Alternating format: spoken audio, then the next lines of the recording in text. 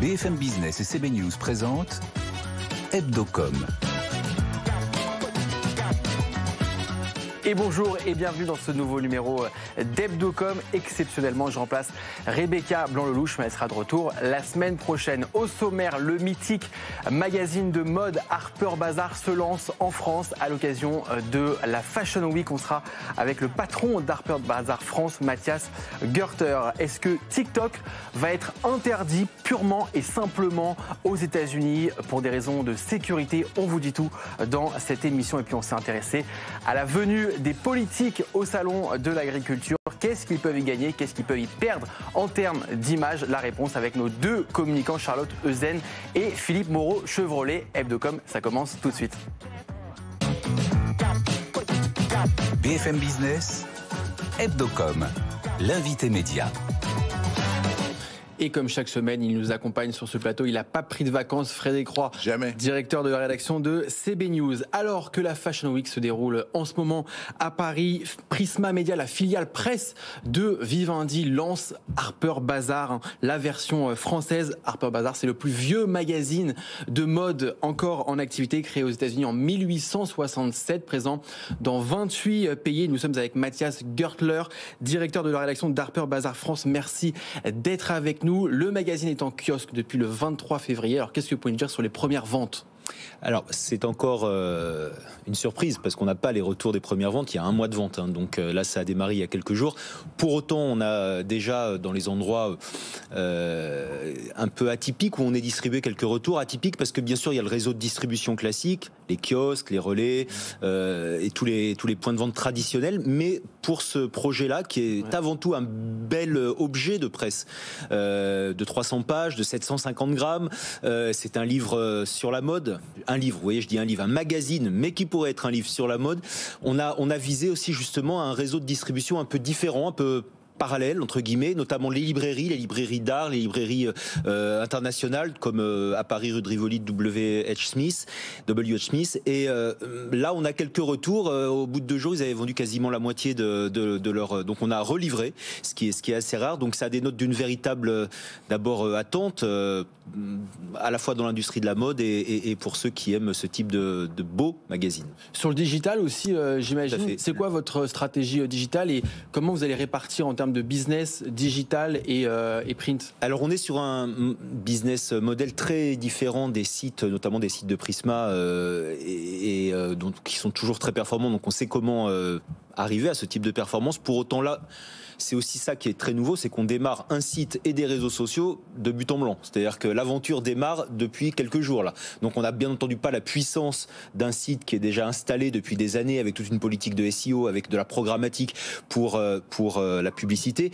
Donc on a choisi une autre option qui est vraiment plutôt indexé sur la plus-value éditoriale, les signatures, des textes longs, une réactivité, notamment en période de Fashion Week, avec des commentaires, des réactions au défilé immédiatement. Donc voilà, on a une approche du site qui est finalement assez similaire au magazine, qui est, comme je vous le disais, un bel objet avec beaucoup de contributeurs et des photographes. Tout est produit à 100% par l'équipe parisienne. Donc en fait, on a la même stratégie et on vise, en termes d'accompagnement publicitaire et de partenariat publicitaire, eh bien, un site qui pourrait accompagner ses partenaires sur une affinité, sur une plus-value éditoriale, plus que sur une puissance dans un premier temps. Frédéric, vous arrivez quand même, Harper, ça a beau être le plus ancien magazine de mode du monde, il arrive sur un marché où il y a déjà du monde en France. En tout cas, il y a Vogue, il y a les féminins haut de gamme, y compris d'ailleurs chez vous. Comment est-ce que ça va être quoi sa place? Que la légitimité de plus vieux magazines, c'est une chose, mais on est on est en 2023.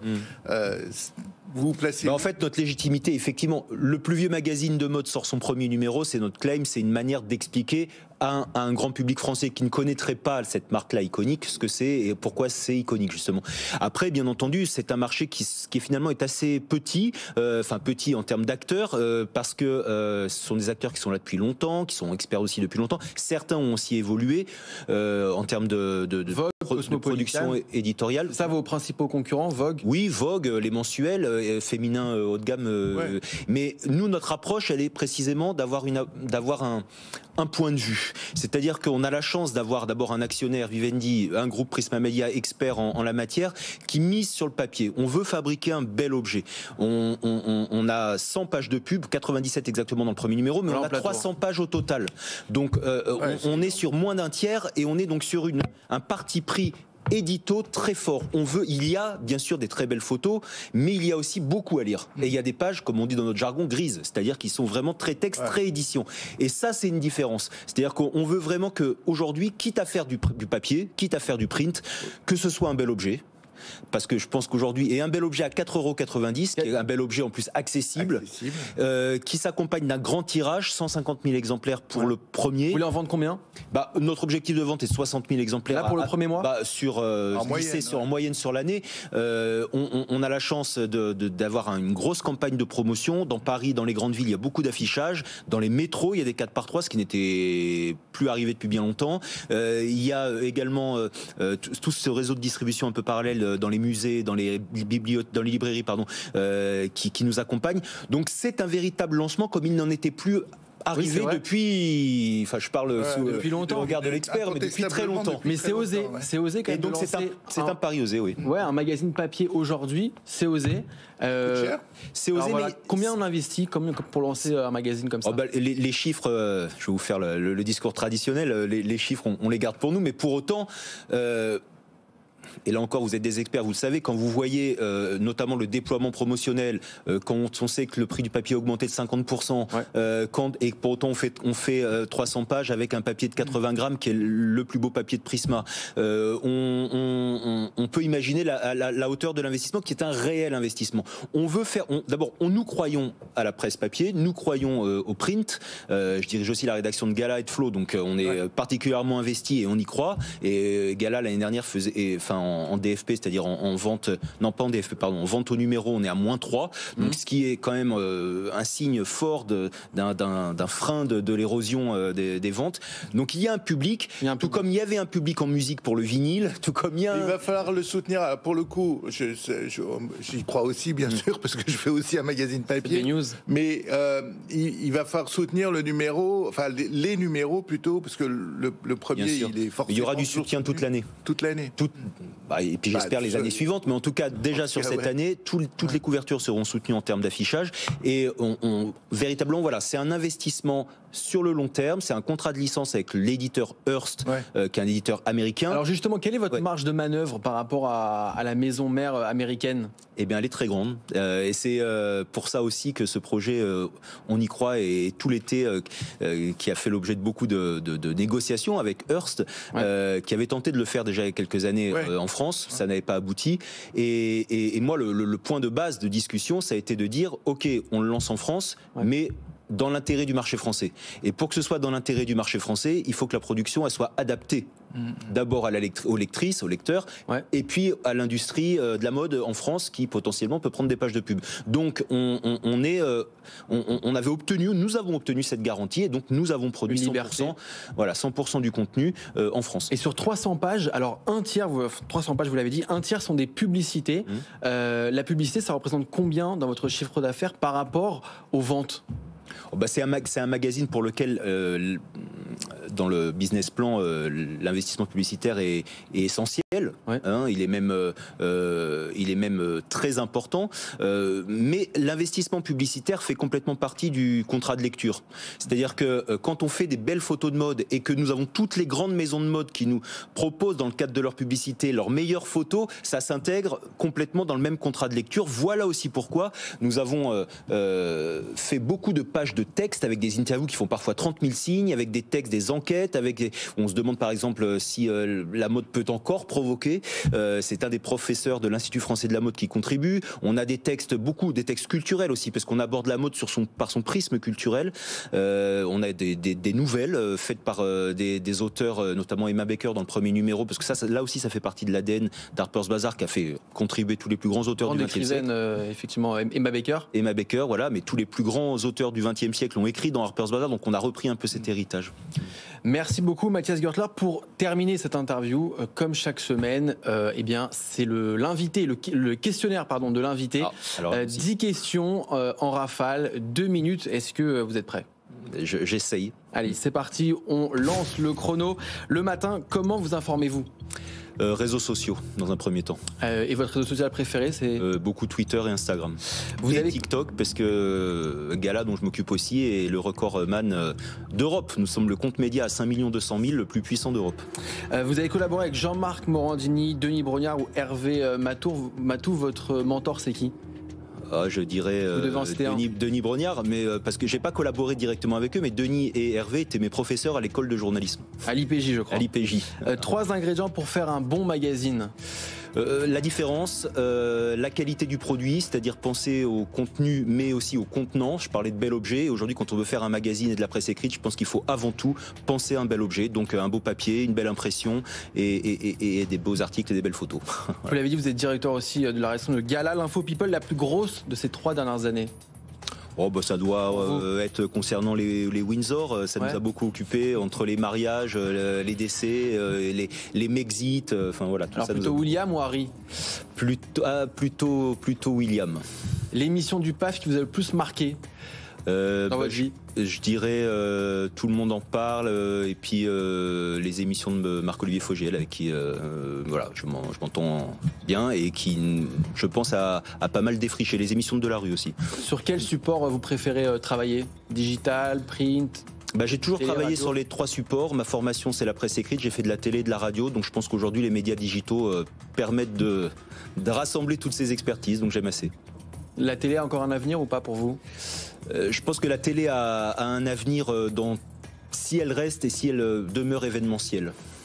Et quelles questions vous auriez aimé qu'on vous pose et qu'on vous a pas posées ?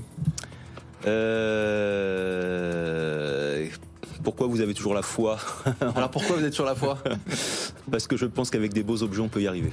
Merci beaucoup Mathias Gertler. Vous êtes donc le directeur de la rédaction d'Harper Bazaar, nouveau magazine de luxe et de mode du groupe Prisma. Je le montre à l'antenne en télé. Et pour ceux qui aiment le luxe, on rappelle que notre émission de luxe iconique Business est tous les vendredis soirs à 21h sur BFM Business et sur toutes vos plateformes digitales. Un nouveau magazine américain donc qui se lance en France, un autre qui disparaît. On voit ça dans le journal. BFM Business, Hebdocom, le JT de la com. Et bonjour Léo Dumas, journaliste BFM Business. Ce média qui disparaît, c'est le site français de Vice. Oui, clap de fin pour Vice France, le site spécialiste des sujets décalés et des phénomènes de société. C'est son rédacteur en chef qui l'a annoncé sur Twitter cette semaine. Après 15 ans d'existence en France, la maison mère américaine a donc décidé de fermer son bureau parisien d'ici à la fin du mois de mars. Une trentaine de salariés seront affectés, mais c'est dans l'ensemble le groupe Vice Media qui connaît de grosses difficultés économiques, notamment liées à un secteur publicitaire en petite forme. Faute de rentabilité, il a déjà taillé même plusieurs fois dans ses effectifs ces dernières années et a annoncé sa mise en vente au mois de janvier. Média, toujours la Formule 1 reprend ses droits ce dimanche sur Canal+.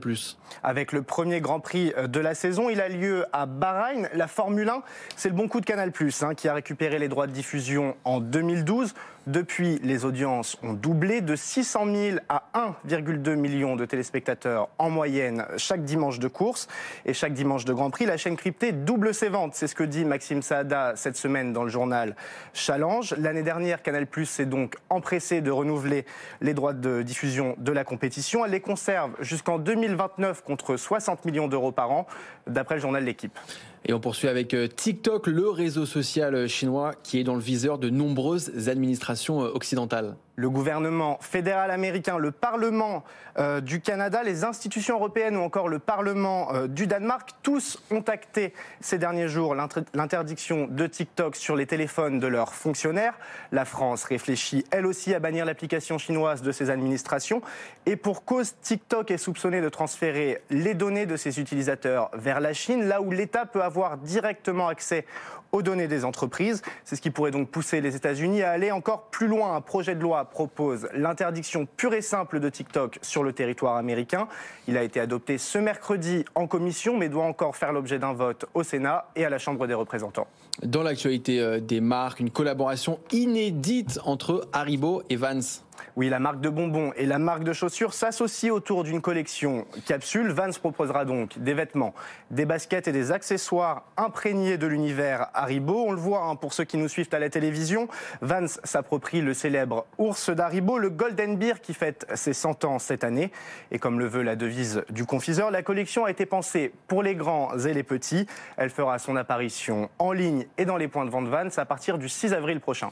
Et notre campagne coup de cœur, Léo, cette semaine, c'est celle de la compagnie Wigo. Avec son agence Rosa Paris, ensemble, ils encouragent les petits gestes du quotidien, mais qui font la différence pour la planète. Ils s'adressent aux écolos, malgré eux, dont vous faites sûrement partie, Julien, si vous prenez une douche à deux.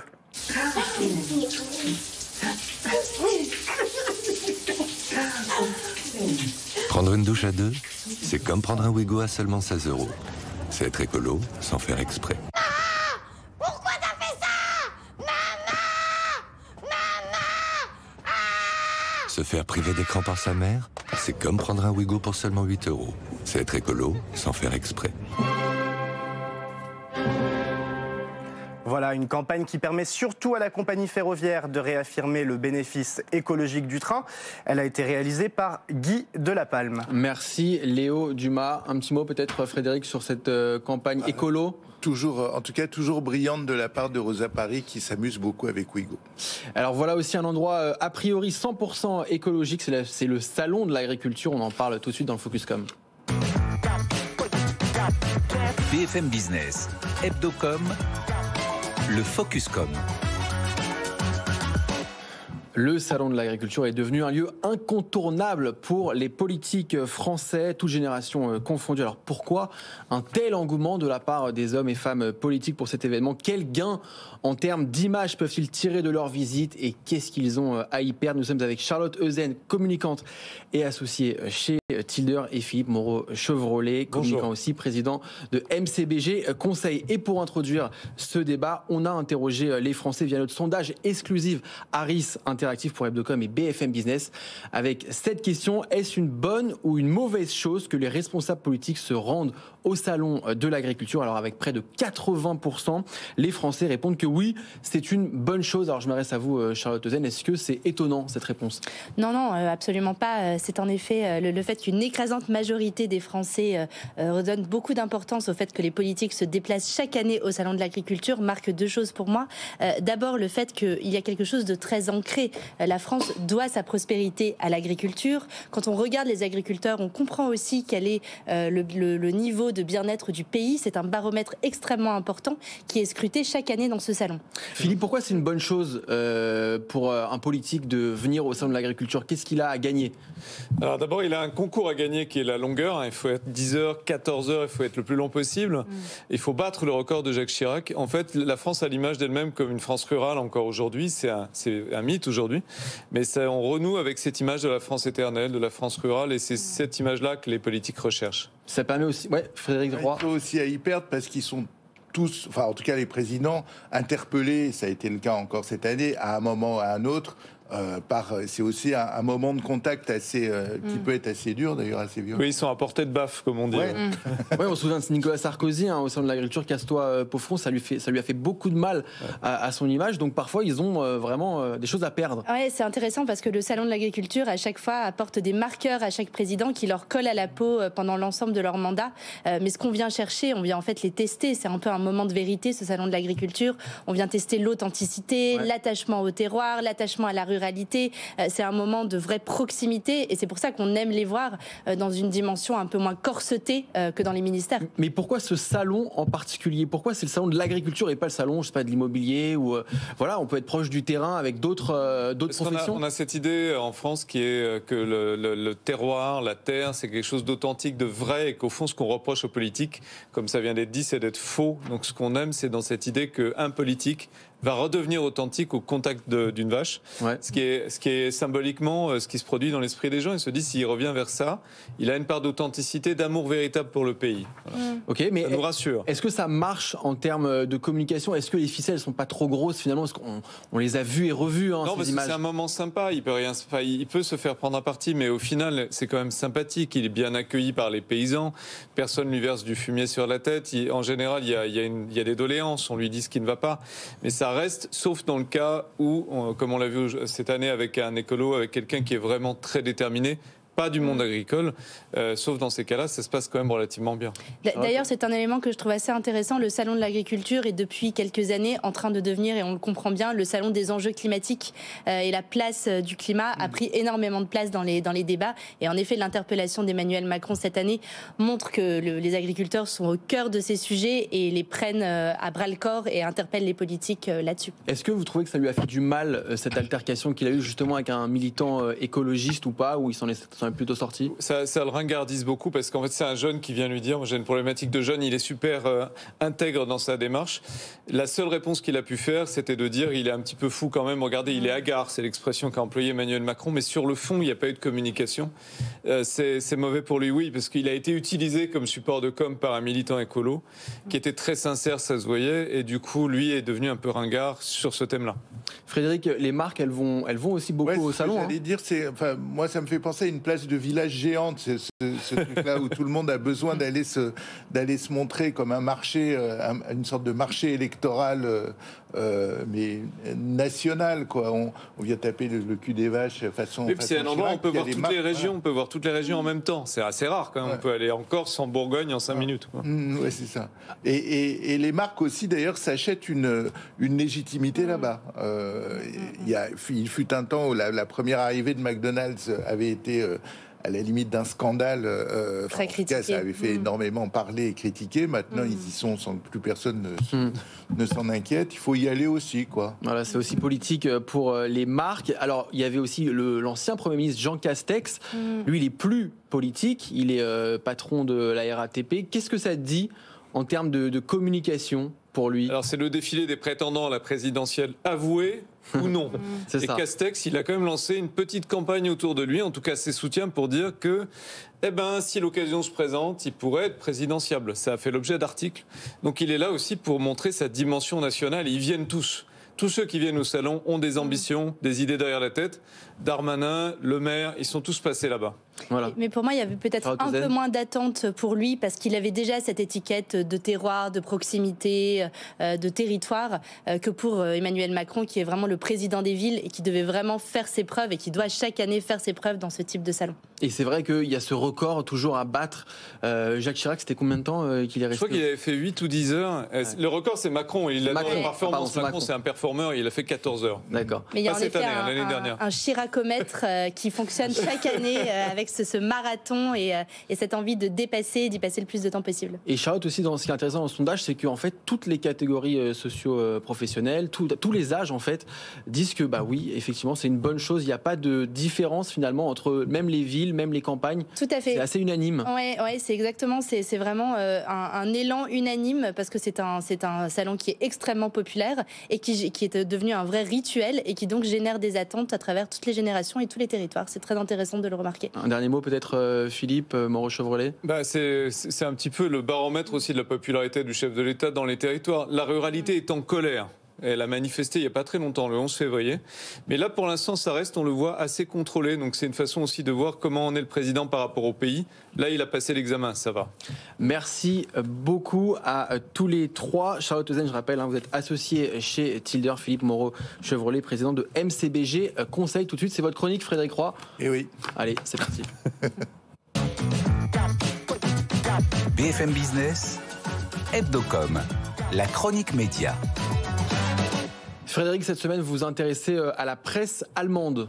Et oui, Julien, je suis européen. Bon, sérieusement, j'ai été surtout intrigué cette semaine par une dépêche de l'AFP qui annonçait que le groupe Springer, qui est l'un des plus grands groupes allemands de presse et qui édite entre autres Die Welt et Bild, deux quotidiens, allait licencier un certain nombre de journalistes dont le travail pouvait être remplacé par l'intelligence artificielle. Pour le patron de Springer, Matthias Döpfner, la dite IA permet de supprimer un certain nombre de tâches qui peuvent être faites par des logiciels plutôt que par des humains. En l'occurrence, c'est ce qu'il appelle les métiers de production, la mise en page, la correction, l'administration. Tout ça peut être automatisé, a-t-il écrit dans une lettre aux salariés. Ils ont dû être secoués, les salariés. Oui, certainement, d'autant plus que Mathias Döpfner n'a pas donné de chiffres, ni d'échéance d'ailleurs, ce qu'il a juste parlé de réduction significative. Les journalistes écrivants, les reporters, les éditorialistes peuvent au moins être assurés puisqu'ils assurent que la création journalistique devient le cœur du métier, au contraire de la production qui, écrit-il, va devenir un sous-produit. Voilà, les maquettistes et les rédacteurs ont dû apprécier la manière dont leurs patrons parlaient de leur boulot. Donc il y aura plus de journalistes finalement. C'est peut-être un petit peu prématuré en réalité, parce que l'intelligence artificielle, telle que nous la connaissons aujourd'hui, principalement avec le fameux ChatGPT, n'en est qu'à ses débuts. Songez qu'il y a un an, à cette époque, on ne la connaissait pas, on ne s'en servait pas. Et en réalité, elle n'en est qu'à ses débuts, et ses résultats, une fois qu'on a trouvé que c'était un petit peu épatant au premier coup d'œil, on s'aperçoit que c'est pas exactement ça, que c'est encore assez limité. Le traitement de texte, pour ce qui est de la correction orthographique, ça fait un bout de temps qu'il y a un correcteur d'orthographe sur Word, donc c'est pas vraiment une découverte, quoi. Bon, on n'a pas de quoi vraiment s'inquiéter, nous, les journalistes. On a d'autant moins besoin de s'inquiéter qu'avant qu'un avatar puisse vous remplacer, Julien, il se passera du temps. Merci beaucoup, merci à vous de nous avoir suivis. C'est la fin de cette émission. Vous pouvez évidemment la retrouver en podcast et sur toutes nos plateformes digitales. On se retrouve la semaine prochaine, même heure, même endroit. Passez un très très bon week-end sur BFM Business. Hebdocom sur BFM Business.